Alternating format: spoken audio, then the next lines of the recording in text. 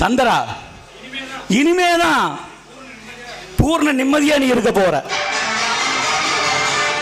ஏன்னா உன்னுடைய பூர்வீக சொத்து எனக்கு வருது இல்லையா, அதனால நீ அது என்கிட்ட கொடுத்துட்டு இனி எங்கனாலும் பறக்கலாம். நீங்க என்ன சொல்றீங்க? எனக்கு ஒண்ணும் புரியல. இந்தா நீயும் இந்த அக்ரிமெண்ட்ல கையெழுத்து போடு. இதுல நான் கையெழுத்து பண்ணும். இதுக்கு காரணம் என்னன்னு சொன்னாதான் நான் கையெழுத்து போடுவேன், இல்லைன்னா நான் போட மாட்டேன். இதுல ஏதோ வில்லங்க இருக்குன்னு எனக்கு தோணுது.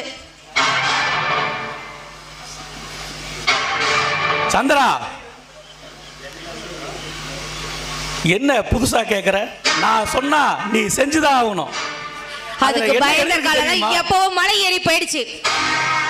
இதுக்கு காரணம் தெரியாம நான் கையெழுத்து போட மாட்டேன்.